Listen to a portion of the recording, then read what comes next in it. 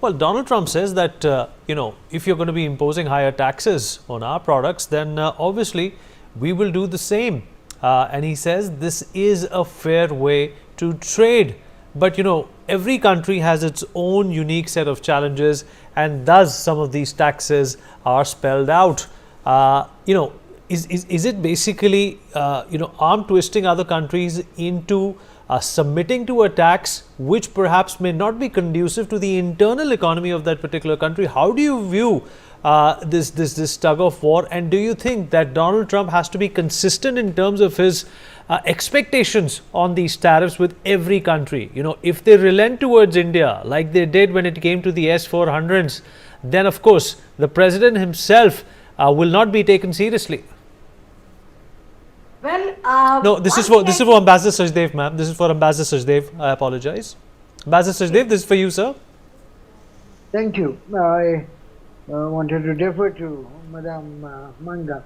But anyway, I think you've raised a very important question, and let me begin by saying that internationally, this meeting makes a rather different context.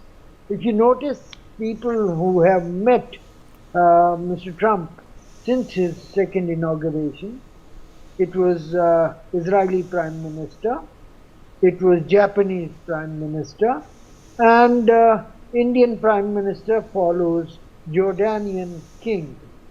So it's leaving aside Jordanian King, which has Gaza-related context. It shows that there is certain gradation in those meetings. Friends are being called for first.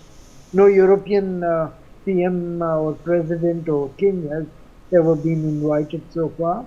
Secondly, trade-wise, which tends to be a big ticket item, our trade with the United States makes us 10th largest trading partner with that country, while US remains largest trading partner of India. Service sector wise, we are nearly at par, but commodity trade, well, we do have $40 billion worth of trade surplus.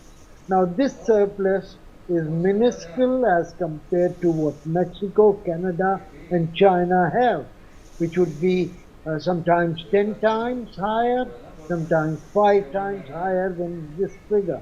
So let's put it in perspective. I think Mr.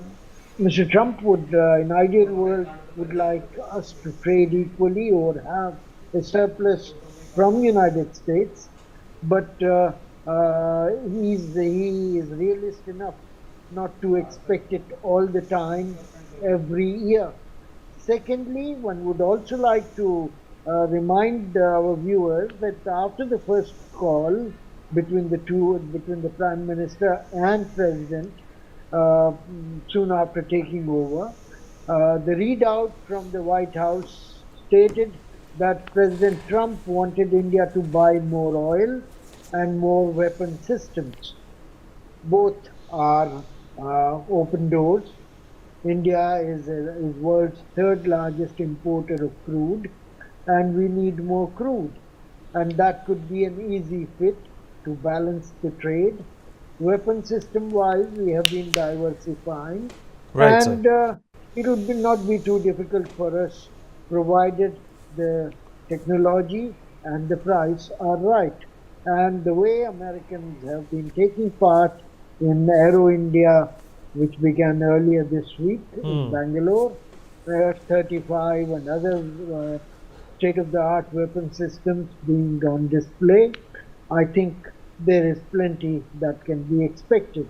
Now, these summits are well prepared in advance, and I don't think we would have been the third Prime Minister to meet Mr. Trump if he was to issue a counterintuitive call on tariffs and or scold us in public or have a public spat.